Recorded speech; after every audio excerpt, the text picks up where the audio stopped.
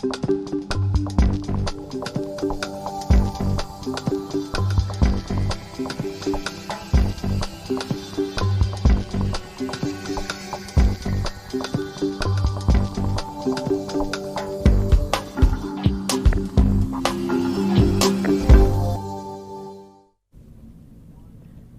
were both elected to the Capitol in 2010. They both worked their way up the leadership ladders. They both have voted on 5 state budgets, heard a few State of the States, including Governor Tony Evers last night. So it's time for a civil dialogue between two leaders. I want to thank Assembly Majority Leader Jim Steineke. He's a Republican from R-Kaukauna. He represents the 5th District. I want to thank you to Assistant Senate Democratic Leader Janet Bewley, a Democrat from Mason, representing the 25th Senate District. Well, thanks very much for coming in. Yeah, thanks for having us. Now, I have to say that she bailed on me. She left the good house and went over to the Senate. So she rose through the ranks over there because... this is a great way to start a civil dialogue. Representative, I was sad. I was so sad but to you got a leave 4-year him behind we were in sad the to lose Assembly. you, too. He runs every 2, you runs every 4. Right. There's some advantage. Yeah, there are some every 4. advantages to it. Some advantage? Sure. Yeah. Okay, first question. You've now observed Governor Evers, 13, 14 months. What do each of you see as the governor's vision for Wisconsin? He's a Democrat senator. Well, I would start with, he's living up to the very things that he was campaigning on. He wants to see to it that all people in the state of Wisconsin have access to the things that are going to lead them to a prosperous life. He wants to make sure that our communities are strong so that they can be part of lifting people up. And in those areas, I think that, like most people in my party, that means education, health care, strong communities, and also a fair government with a fair process for voting and redistricting. A broad vision. Do you share that vision, or do you want to? No, I mean, I think the thing about Republicans and Democrats, I think we all have similar goals. We just have different ways of getting there.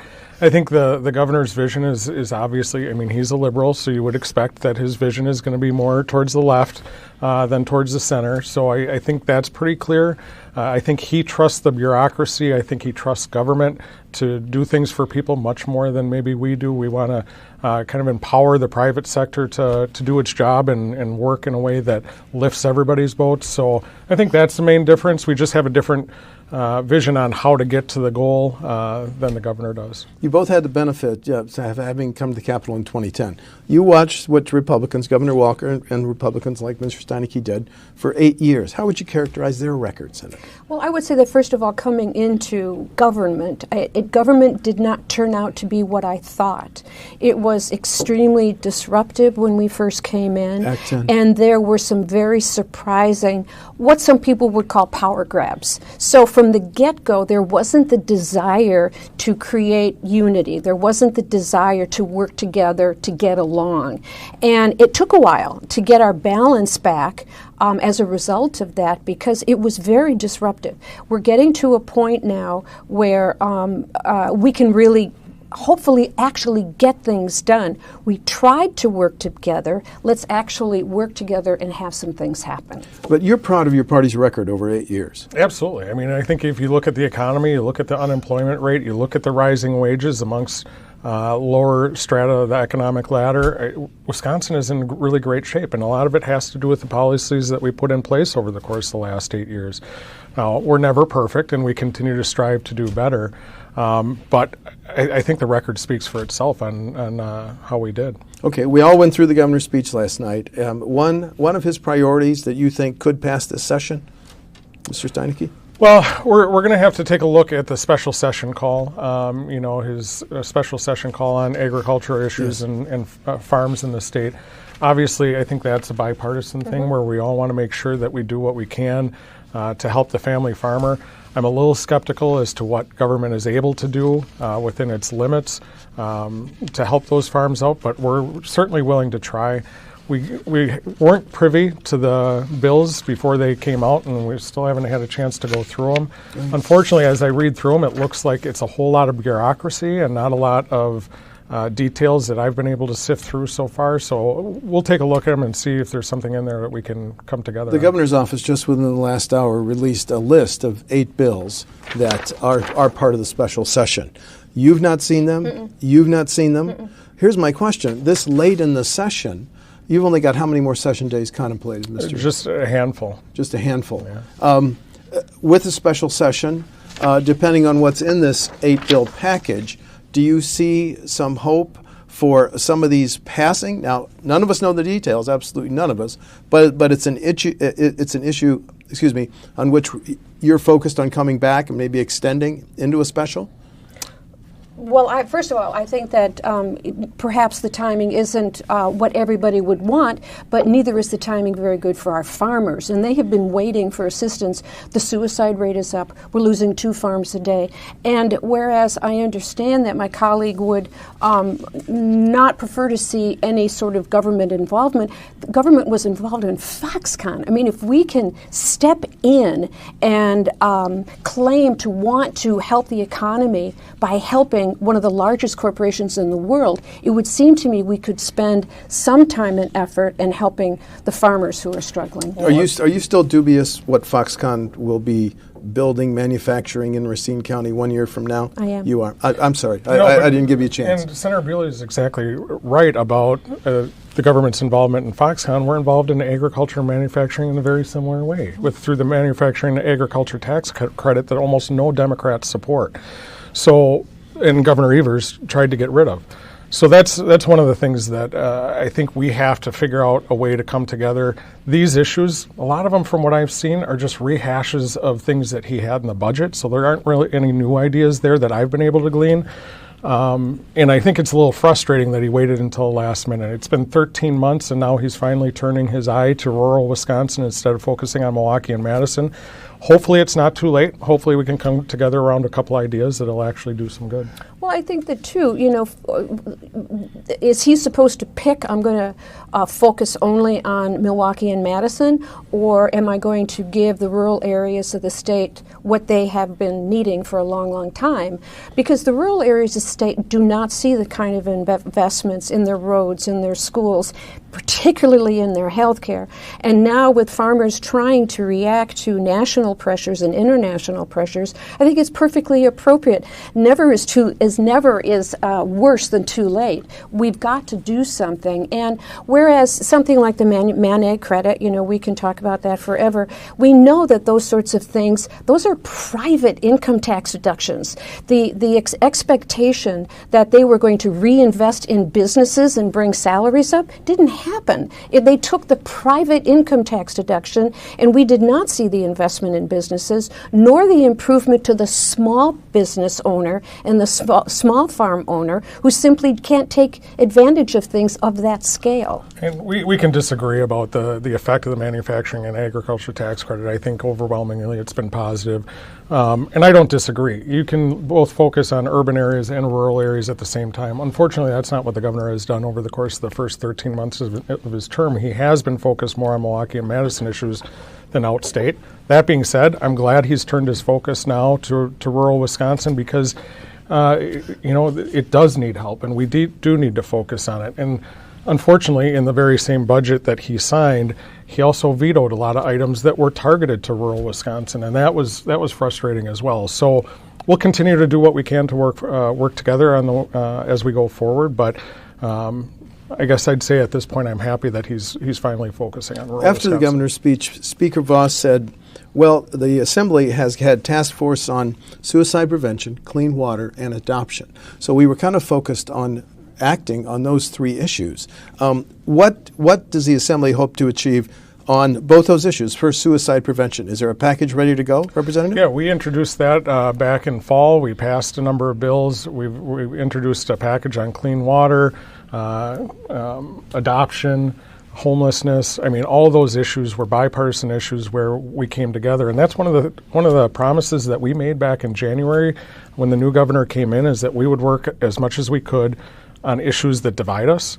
And I think his own statement during his speech, where he touted the 95% of bills that he signed into law had bipartisan support. Sponsorship. That's incredibly important.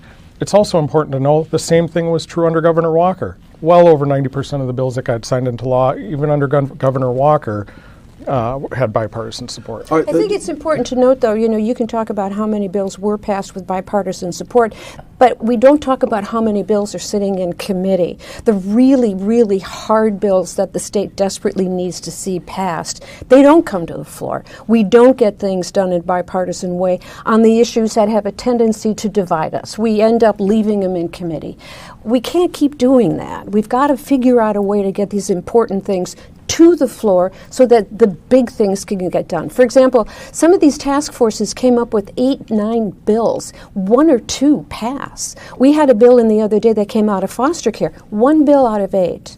1 bill out of 8 made it. Well, it is, and we don't know if it's going to get scheduled. So you can introduce a lot of legislation, but if it doesn't have sound policy and a way to actually be successful, then I don't think we should be taking any victory laps. Well, do you welcome the recommendations of the Assembly task forces on suicide prevention, clean water, and adoption, Senator? If there were more of them, I would. We didn't get enough done. But even if they recommend only 8 and you pass 2, is that still a net gain in public policy? It's a slight net gain in the number of bills or the things that we do towards it, but does it solve the problems? No. See, I guess that's what's so frustrating about, legislating is hard, right? Yes, very hard. We don't get everything that we want. I certainly don't get everything I want, even though we're in the majority. And you have to do the hard work. You have to bring people together. And even when you do that, sometimes you don't get your way. But to say that moving the needle is somehow not good enough. This is what we heard on the floor of the Assembly all day on Tuesday was, hey, these bills are great, but man, I wish we could do more, and you guys really should have done more. And instead of celebrating where we can come together and where there's agreement and celebrating the things that we can get done, we seem to always be focused on the negative. And I think that's unfortunate. Okay, and I want to walk through some of these items that the governor mentioned last night, these major issues. First major issue, criminal justice reform. Some Republicans, your House and the Senate, have got a tougher on crime package. Democrats like Representative Goyke want to seek ways to cut our prison population. Do you see, is your House going to push some of these tougher on crime packages in this fall session? Yeah, absolutely. But I don't see the two as completely different from each other, where you can get smarter on crime while still getting tougher on some crime, especially violent crime. And that's what we're going to be focused on, is looking at the violent criminals that commit acts of violence with guns that right now too often get pled down to almost nothing, where it's kind of a revolving door in the courthouse. Of course, the lower end criminals that can be rehabilitated, we don't want to send them to prison if we don't need to. So we've got to work together. But there's 2 ends of the spectrum, and they're not necessifting unrelated. They're not mutually exclusive. But what about Senator Strobel's bill? Third offense shoplifting, mandatory 6 months in jail. Do you support that? I think the thing that we want to get to is we want to get to the harsher penalties for people who can repeatedly commit crimes. I think that's what the people expect. People can make mistakes, but when they make mistakes on a repetitive basis and they're not learning their lessons, there has to be consequences. Otherwise, they're just going to continue the behavior. And generally, if you look at the statistics, those behaviors become increasingly worse over time. Thanks for your patience. What's the Democrats' position? Do they, Speaker Voss has said that the governor's long-range goal, cut the prison population in half. Is that an unfair characterization of the governor's position? I think the most important thing is that whatever we do, it has to be fair. Just as you say, fairness is the most important thing. There are many people in prison who shouldn't be there, who ended up there because they were tried as a juvenile, they were tried as an adult for a crime committed when they were a juvenile, and then ended up being put into prison with no opportunity. We have seen little activity with pardon and parole. We need to really activate that so that we can rehabilitate people so that people are given the second chance. Now, the most violent crimes and the ones that are going to be most damaging to people, again, in a fair way, yes, we need to make sure that the rest of the population is safe from those kinds of criminals. Again, they're not mutually exclusive. We're probably going to disagree a little bit on the degree on both sides of it, but I think we're both in agreement that we can be compassionate and just at the same time. Do you share a long-range goal of a half of a reducing our prison populations by 1/2. I don't know if that's the right number. Okay. But I do want to reduce the prison population, particularly because, again, there were people who were sentenced in a way that wasn't fair to begin with. And then again, there are people who repetitively end up staying there because we can't give them the kind of opportunities to learn training or to get treatment while they're in prison, and so they rot there. Should someone in prison convicted of nonviolent marijuana dealing be released, Senator? I'm not going to say a blanket release. I do think that we need to make sure that we are giving an appropriate sentence for whatever offense they might be making. And there are places, marijuana could be one of them, that we need to be smarter and fairer about it. I'm going to, excuse me. And let's just be clear. Nobody wants anybody in prison, right? I mean, because if they're in prison, that means they've committed a pretty serious crime. We have to dispense with the fallacy that somehow in Wisconsin, somebody walking around with a bag of marijuana is going to end up in Waupun. It doesn't happen. It has to be a history of criminal behavior, pretty serious criminal behavior that lands you in prison. So we have to be careful, and I agree. I mean, there are offenses that we want to make sure that we can do what we can to rehabilitate them before they end up in this While position. we're talking about marijuana, let's just talk about medical marijuana. Should the Senator Bernier and Representative Felskowski bill at least get a public hearing this session? I'm supportive of the idea of medicinal marijuana, or the ability of people to use marijuana for medicinal purposes. I've been on the record as far as supporting that for a long time. I haven't seen the details, or I haven't really been able to go through it. I want to hear more from people on all sides of that issue, regarding that particular bill, to see if that's the right vehicle. I would like to see something move forward, though. I've been clear about that. Right now, we just don't have the ability to get it through the Senate, so it's a conversation that has a pretty a short window. But hopefully, going into the next session, we can get more support. Senator, Speaker Voss said that the governor made an error by tying medical marijuana and recreational marijuana. Did he? I don't know if he did that exactly. I think that we need to make sure that the public understands the difference between medical and recreational. And I think that what we're hearing from the public is that by and large, a majority of people believe that we need to have compassion when it comes to those who are in serious pain. And we know that medicinal marijuana could make life bearable for an awful lot of people. So I think that we have a responsibility to look at medical marijuana. I don't know about the Senate, but I had thought that it was the Assembly that it couldn't get through. So, we have a lot of people who are they're just kind of put that line in the sand and said, don't cross it. So, well, if all you Democrats agreed, Senate Democrats, Senator Teston, and Senator Bernier, you could come pretty close to passing in the Senate if Mr. Fitzgerald would ever let it up. If it got to the floor. I don't know if it could ever get to the floor of the Assembly either. But I think a bill crafted in the right way could make it to the floor of the Assembly, but we haven't had those. But not this session, right? Not this session, just because we're not at a place where we can bring it to the floor in the Senate. So with all the other priorities we have dealing with farmers and criminal justice and water quality issues, it's probably not a valuable use of our time. Okay, we've been talking about criminal justice with adults. What's the problem? There was a commitment made to close Lincoln Hills and replace it with regional, some two state and other county-run facilities. That's not going anywhere. I think the hardest part there is that a regional facility is extremely expensive to put on the backs of counties. We need to figure out ways where the state is going to be able to give, or at least make it possible for regional centers to be built. But if we can't do it in a way where the counties are going to want to be willing to be partners in that, how are we going to do it? And I think that it was extremely regrettable that Lincoln Hills is still open. I'm hoping and I believe that we are keeping a very, very sharp eye on it, because we don't want any harm to come to anyone who is incarcerated.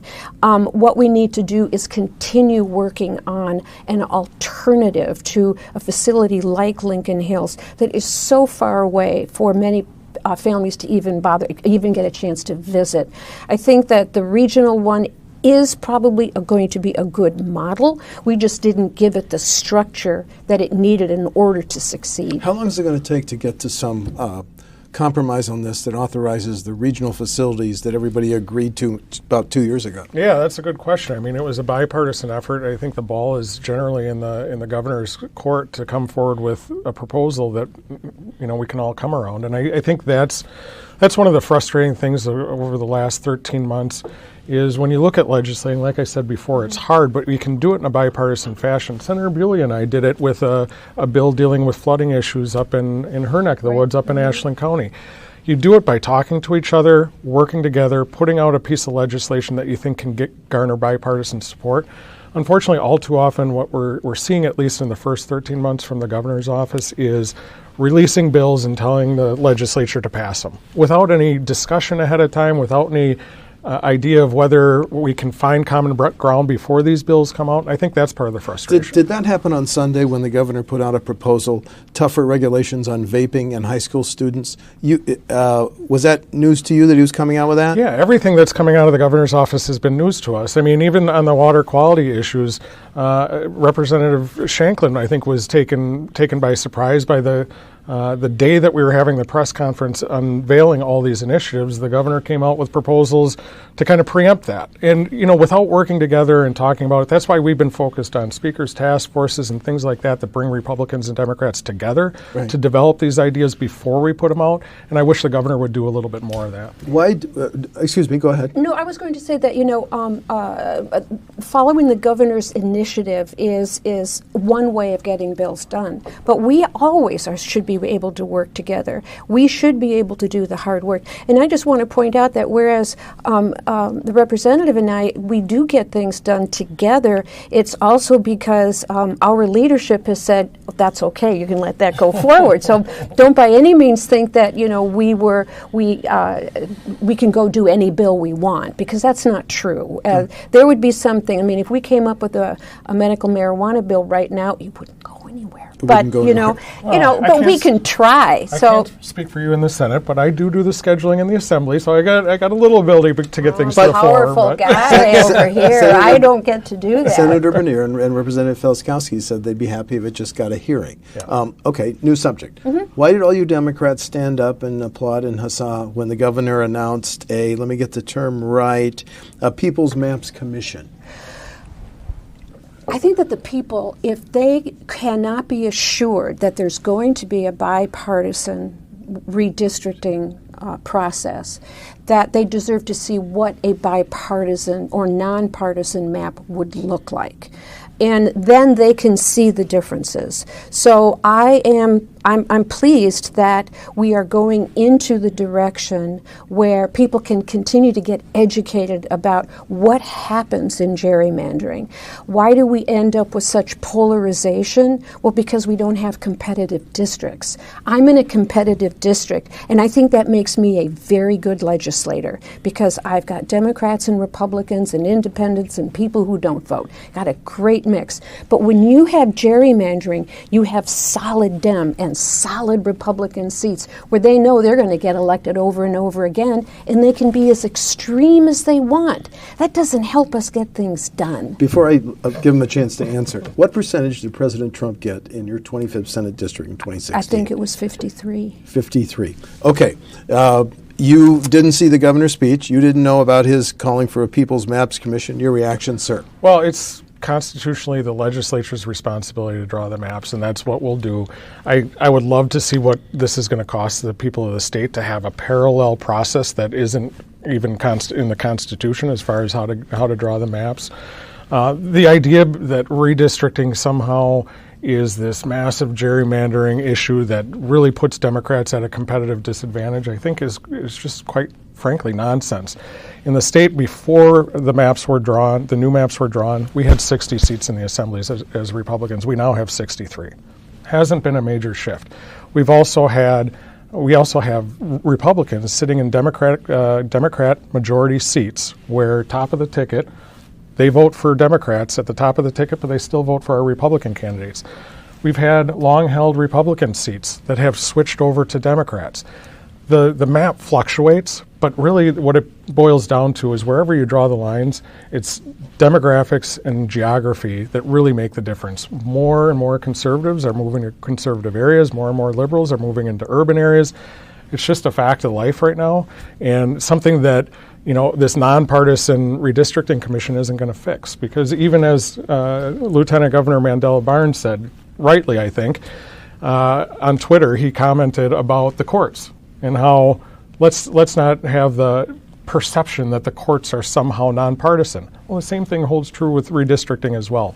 California has nonpartisan redistricting. 75% of their legislators are Republican or are Democrats, and the number of Republicans is shrinking on a consistent basis. Well, if it was an accurate reflection of the structure of the state as a whole, if there really are 2/3 Republicans, let's say, who vote consistently Republican and 1/3 Democrat, the two houses, the two chambers should reflect that. Now, if we are kind of a purple state, if we're 50-50, I know, if we're 50-50, shouldn't that be reflected in the Senate and the Assembly, or at least closer to 50-50? We know we're purple, but the houses don't reflect that. I see where you're going with this, and I think the problem is, you look at the city of Madison, you look at the city of Milwaukee, in order to get a state that is more reflective of the percentage that the top of the ticket wins, you would have to gerrymander the heck out of the lines. You'd have to have pie-shaped districts reaching into Milwaukee, reaching into Madison, pulling in rural areas into the city. That's not even constitutional. You have to keep these, according to the Constitution, the districts have to be compact, contiguous, and keeping communities of like interest in mind. Up in my neck of the woods, Appleton, you'd have to split up Appleton 4 ways to even come close to any districts that were 50-50. Have you seen Jerry Petrowski's district? I've seen a lot it of looks districts. It looks like a snake. It looks like a paramecium. And so, just joshing. But it's true. Now I'm going to have to look up paramecium. Me too. It looks like a one-celled creature. That's what a paramecium is. Is that what that is? Yeah. How did you feel as a leader when the governor said, I'm asking you to roll up your sleeves, do a lot of work before you go on his term, not mine, vacation? Yeah, I think a lot about relationships, and I've learned this being married for 20 years, is about tone, right? It's about how you talk to each other. It's about the respect that you give each other when you're having a dialogue. And unfortunately, what we've been getting out of the governor's office a lot is, here's your homework, go do it. Here's your assignment. This is what I expect of you. It's not the best way to develop a relationship, especially when there's really been an absence of getting together on a regular basis to talk about the issues. There haven't been those meetings. There haven't been those dialogues. And that's what I think is the responsibility of the governor, is to make sure that those conversations take place. And unfortunately, it's not happening. Senator, if you had the governor one-on-one and he asked, how can I get along better with the legislature? What one bit of advice would you give him? Well, first of all, I think it's something that we all have to do. I think that, as you were saying, the governor has a responsibility to set a tone, and I agree completely. But then, if I look back, rather than set a tone, the previous governor had total disregard. We were ignored, let's put it that way, which feels the same as a bad tone. But again, this is the governor. And although I completely support the governor and really believe that he's on the right track, I do my job and he does his. And we have to make sure that we do our jobs well. And in the relationships that I've had with the governor, I have been able to see that he's willing to work with both sides. And I know that there are comments that that's not the case, but again, I have to rely on what my colleagues say.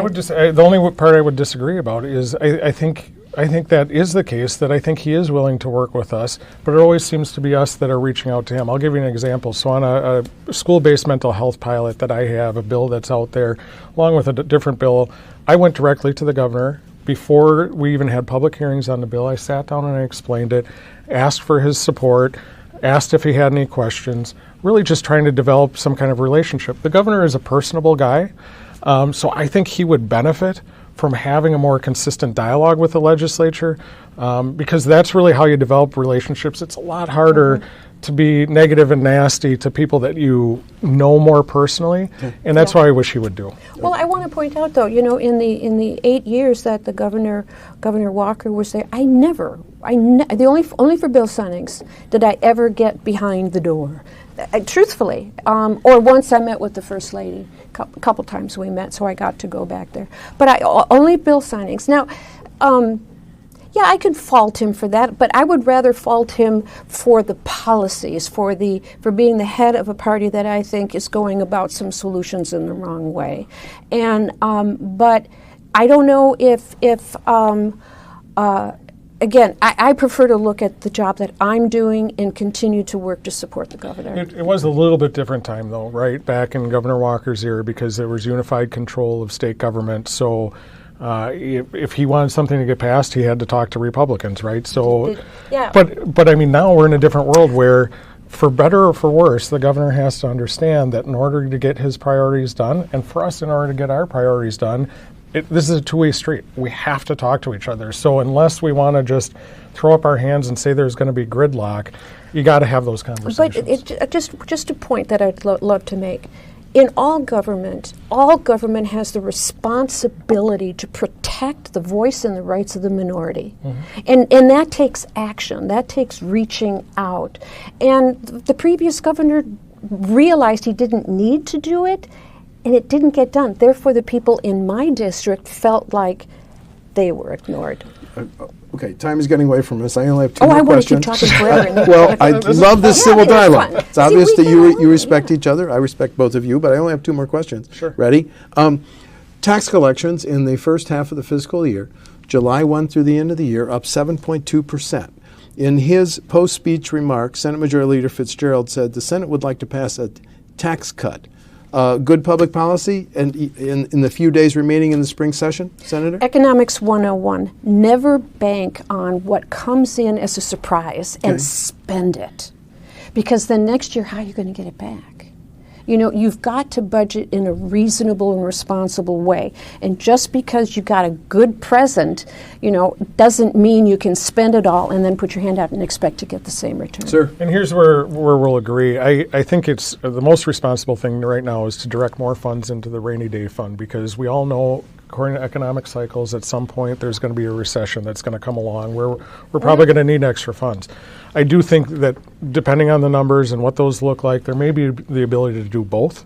I'm always, and our record of the last 8 years shows it, that when there's extra money coming into state government, we want to give it back whenever we can to the people that overpaid it in, because we feel like that stimulates the economy and continues to increase the amount of revenue coming into the state. Okay, final question. I'm just curious. You both spend a lot of time, obviously, with your constituents back home.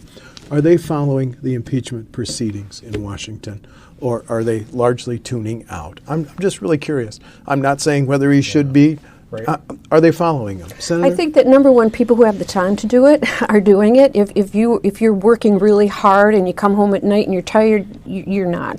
I think that on each edge, on each side, if you will, people that are ideologically driven to believe that Trump is guilty or ideologically driven to believe that Trump is innocent, they're watching, and they're not going to budge.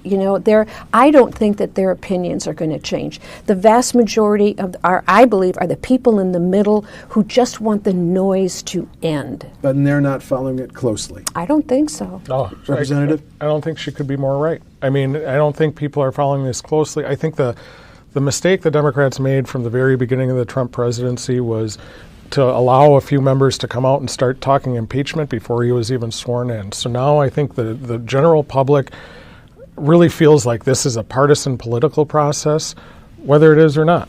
And I think they're frustrated with it, and I think you're right. I think they want the noise to end. It's going to get worse before it gets better, because even as we end this impeachment process and we're going to transfer right into the elections, and it's going to get ugly, unfortunately. Assembly Majority Leader Jim Steineke and Assistant Democratic Senate Majority Leader Janet Bewley, thank you for a fascinating civil dialogue. Thank you. Let's do this again sometime. Anytime. Absolutely, Yeah. let's. Thank you very much. This program is a production of WisconsinEye, an independent, nonpartisan, nonprofit media network with a mission to inform, educate, and engage the citizens of Wisconsin. WisconsinEye is the nation's first and only independently funded state civic broadcast network, providing gavel-to-gavel access to government proceedings and events at the state capitol.